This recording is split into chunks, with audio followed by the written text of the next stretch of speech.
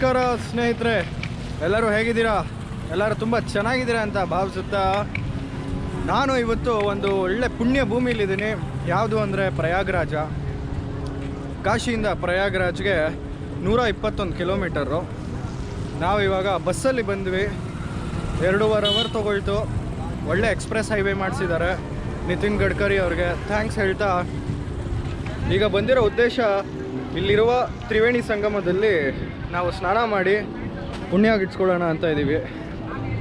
ಏನು ಇಲ್ಲಿದ ಸ್ಪೆಷಾಲಿಟಿ ಅಂದರೆ ಸರಸ್ವತಿ ನದಿ ಯಮುನಾ ಮತ್ತು ಗಂಗಾ ಸೇರುವ ಮೂಲ ಸ್ಥಳ ಇದು. ಗಂಗಾ ಹರಿದ್ವಾರಿಂದ ಬಂದು ವಾರಣಾಸಿಯಿಂದ ಪ್ರಯಾಗ್ರಾಜ್ಗೆ ಹರಿತಾಳೆ. ಆ ಕಡೆಯಿಂದ ಯಮುನಾ ಮತ್ತು ಸರಸ್ವತಿ ಬಂದು ಸೇರುವ ಮೇನ್ ಸ್ಪಾಟ್ ಇದು. ಬನ್ನಿ, ಇವಾಗ ಏನು ಸ್ಪೆಷಾಲಿಟಿ ಅಂದರೆ ಮಾಘ ಮಾಸದ ಸ್ನಾನ ನಡೀತಾ ಇದೆ ಎಲ್ಲ ಕಡೆ, ಎಲ್ಲರಿಗೂ ಗೊತ್ತಿರ್ಬೋದು ಅದು. ಇಲ್ಲಿ ನೆಕ್ಸ್ಟ್ ಇಯರ್ ಮೇನ್ ಕುಂಭಮೇಳ ನಡೆಯುತ್ತಲ್ಲ, ಅದರ ಹಿಂದಿನ ವರ್ಷ ಮಾಘ ಮಾಸದ ಸ್ನಾನ ಟೆಂಪರರಿ ಕುಂಭಮೇಳ ಅಂತ ನಡೆಯುತ್ತಿಲ್ಲ. ಸೊ ಇವಾಗ ನಾವು ಇಲ್ಲಿ ಬಂದಿದ್ದಾಗ ನಾವು ನೋಡಿದ್ದೇನು ಅಂದರೆ, ಎಲ್ಲ ಕಡೆ ಬೇರೆ ಬೇರೆ ರಾಜ್ಯದ ಜನರು ಬಂದು ಇಲ್ಲಿ ಟೆಂಟ್ ಹಾಕ್ಕೊಳ್ತಾರೆ. ಮತ್ತು ಅವ್ರದ್ದೇ ಒಂದು ಹಟ್ ಅಂದರೆ ಒಂದು ಗುಡಿಸಲು ಕಟ್ಕೊಂಡು ಲಕ್ಷಾಂತರ ಜನ ಇರ್ತಾರೆ ಇವಾಗ ಇಲ್ಲಿ. ಇವತ್ತು 26ನೇ ತಾರೀಕು ಜನವರಿ ನಾವು ಬಂದಿರೋದು, 2024. ತುಂಬ ಚೆನ್ನಾಗಿದೆ. ನಾನು ಫಸ್ಟ್ ಟೈಮ್ ಬರ್ತಾ ಇರೋದು.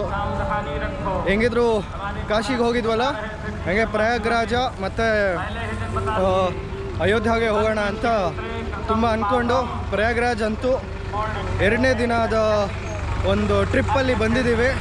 ತುಂಬ ಖುಷಿ ಆಗ್ತಾ ಇದೆ. ಮೊದಲನೇ ನಾವು ತ್ರಿವೇಣಿ ಸಂಗಮದಲ್ಲಿ ಸ್ನಾನ ಮಾಡಿ ಮುಂದೆ ಇಲ್ಲಿರುವ ಬೇರೆ ಬೇರೆ ಜಾಗಗಳನ್ನ ಎಕ್ಸ್ಪ್ಲೋರ್ ಮಾಡೋಣ ಅಂತ ಬಂದಿದ್ದೀವಿ.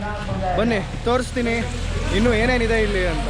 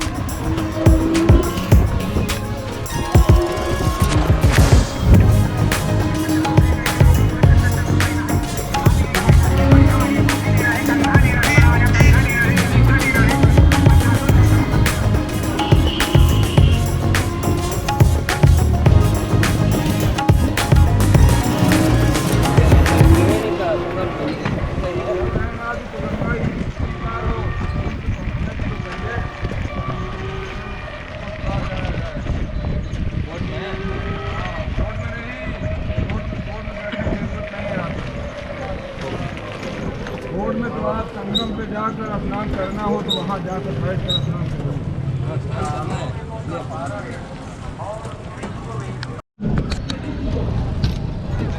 ಏನು ಅಂದರೆ ನಾನಿವಾಗ ನೋಡಿದ್ದು ತುಂಬ ಖುಷಿಯಾದ ಜಾಗದಲ್ಲಿ ಬಂದಿರೋದು. ಇನ್ನೂ ಜಾಸ್ತಿ ಖುಷಿ ಆಗ್ತಾ ಇರೋದು ನೋಡಿ ಏನು ಅಂತ ಕೇಳಬೇಕು ನೀವು. ತುಂಬ ಹಿಂದೂಗಳ ಸಾಧುಗಳ ಏನೋ ಪ್ರವಚನ ಮಂದಿರಗಳು ಮತ್ತು ಇಷ್ಟು ಹಿಂದೂಗಳು ನಮ್ಮ ದೇಶದಲ್ಲಿ ಇದ್ದಾರೆ ಅನ್ನೋದೇ ಒಂಥರ ಖುಷಿಯಾದ ವಿಷಯ. ನಾವಿಲ್ಲಿ ಬಂದರೆ ನೀವು ರಿಯಲ್ ಹಿಂದೂಯಿಸಮ್ ಏನು ಅಂತ ನೋಡಬೇಕು ಅಂದರೆ ಪ್ರಯಾಗ್ರಾಜು ಅಲ್ಲಿ ಇಲ್ಲಿ ಬರಬೇಕು. ಆಮೇಲೆ ನಾವಿವಾಗ ಹೋಗ್ತಿರೋ ತ್ರಿವೇಣಿ ಸಂಗಮದ ಹತ್ರ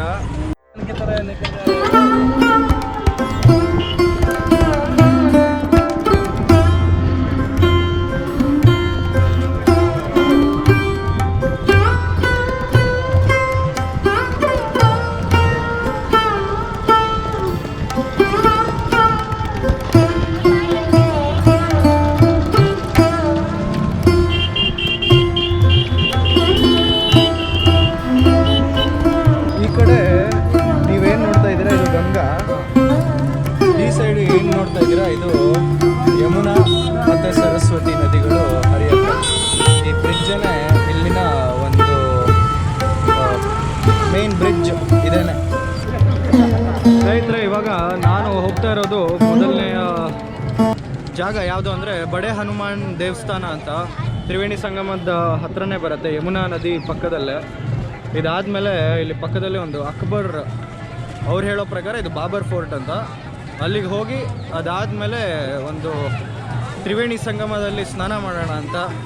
ಈಗ 4 ಗಂಟೆ, ಮೇ ಬಿ ಒಂದು 5:30 ಅಷ್ಟೊತ್ತಿಗೆಲ್ಲ ಮುಗಿಸಿ ಹೋಗೋಣ ಅಂತ ಇದ್ದೀವಿ. ನೋಡಿ ಇಲ್ಲಿ ಎಷ್ಟು ಜನ ಇದ್ದಾರೆ.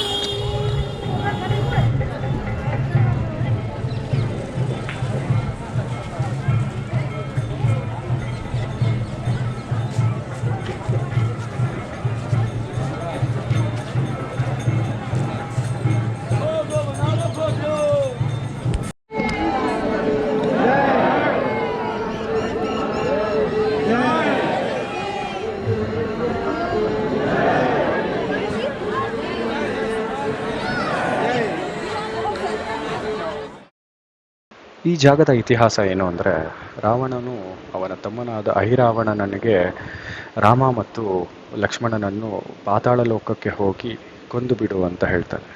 ಆದರೆ ಹನುಮನು ಪಾತಾಳ ಲೋಕಕ್ಕೆ ಹೋಗಿ ಅಹಿರಾವಣನನ್ನು ಕೊಂದು ವಾಪಸ್ ಶ್ರೀಲಂಕಾಗೆ ಬರಬೇಕಾದ್ರೆ ಇಲ್ಲಿ ತಂಗಿದ್ದ ಜಾಗ ಅಂತಾರೆ.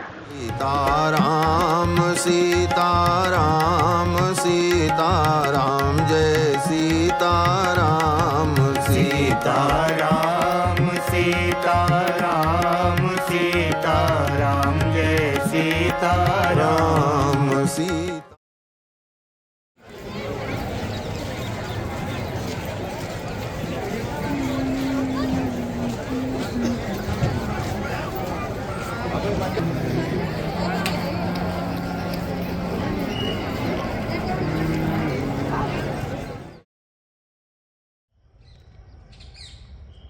ಇದು ಅಕ್ಷಯ ವಾಟಿಕ. ಇಲ್ಲಿ ಇದೇ ಜಾಗದಲ್ಲಿ ಸೀತಾದೇವಿ ರಾಮನ ಮತ್ತು ಲಕ್ಷ್ಮಣನ ಯಮುನಾ ನದಿನ ದಾಟಿಸಿದ್ದ ಜಾಗ. ಇಲ್ಲಿ ಕೂತಿದ್ರು, ಇಲ್ಲಿಂದಾನೇ ಕರ್ಕೊಂಡು ಹೋಗಿದ್ದು ಅಂತ ಇದೆ.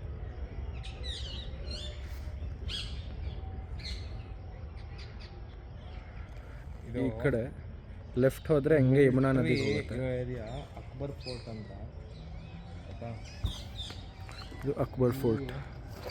ಇದೇ ಇದರ ಇತಿಹಾಸ.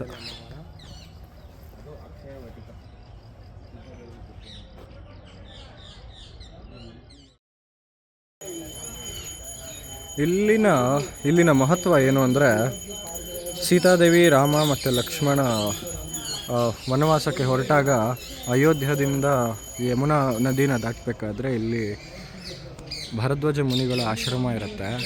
ಭರದ್ವಾಜ ಮುನಿಗಳಿಗೆ ಗೊತ್ತಿರುತ್ತೆ, ಈ ಮರ ಇಲ್ಲೇನು ಕಾಣಿಸ್ತಾ ಇದೆ ಅದು ಕಷ್ಟಗಳನ್ನ ನೀಗಿಸುತ್ತೆ ಮತ್ತು ಅದಕ್ಕೆ ಕ್ಷಯ ಅಂದರೆ ನಾಶ ಇಲ್ಲದೆ ಇರೋದು ಅಂತ ಅರ್ಥ. ಅದಕ್ಕೋಸ್ಕರ ರಾಮ ಸೀತಾ ಲಕ್ಷ್ಮಣನಿಗೆ ಮಾತ್ರ ಈ ಜಾಗದಲ್ಲಿ ಅವರು ಜಾಗ ಕೊಡ್ತಾರೆ, ಇಲ್ಲೇ ಮಾತಾಡ್ತಾರೆ. ಇದ್ರ ಕೆಳಗಡೆ ಯಾರನ್ನೂ ಕೂತ್ಕೊಳ್ಳೋಕೆ ಬಿಡದೇ ಇರೋರನ್ನ ಬಟ್ 3 ಜನನ್ನ ಮಾತ್ರ ಬಿಡ್ತಾರೆ. ಯಾಕೆ ಅಂದರೆ ಅವ್ರಿಗೆ ಗೊತ್ತಿರುತ್ತೆ ಈ ಜಾಗದ ಮಹಿಮೆ ಮತ್ತು ಯಾರು ಅಲ್ಲಿ ಬಂದಿರೋದು ಅಂತ, ಯಾರ್ದು ಶಕ್ತಿ ಇದೆ, ಯಾರು ಬಂದಿರೋದು ಅಂದರೆ ಶ್ರೀರಾಮಚಂದ್ರ ಬಂದಿರೋದಕ್ಕೋಸ್ಕರ ಅವ್ರಿಗೆ ಗೊತ್ತಾಗತ್ತೆ. ವಿಶ್ರಾಮ ಮಾಡಿಸಿ ಆಮೇಲೆ ಈ ಕಡೆಯಿಂದ ಅದು ಯಮುನಾ ನದಿ ಕಡೆ ಶ್ರೀರಾಮಚಂದ್ರನ್ನ ಹಾಗೆ ನಾವಿಕನೊಂದಿಗೆ ಬೋಟಲ್ಲಿ ಆ ಕಡೆ ಇನ್ನೊಂದು ಕಡೆ ಬಿಡ್ತಾರೆ. ಸೊ ಅವರ ವನವಾಸ ಇನ್ನು ಮುಂದೆ ಶುರು ಆಗತ್ತೆ.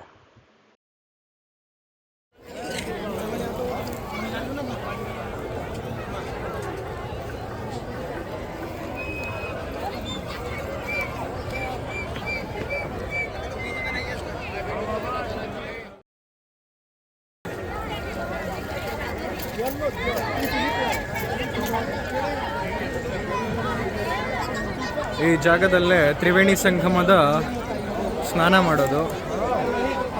ಇವಾಗ ತಾನೇ ಸ್ನಾನ ಆಯಿತು, ತುಂಬ ಚಳಿಯಾಗಿದೆ.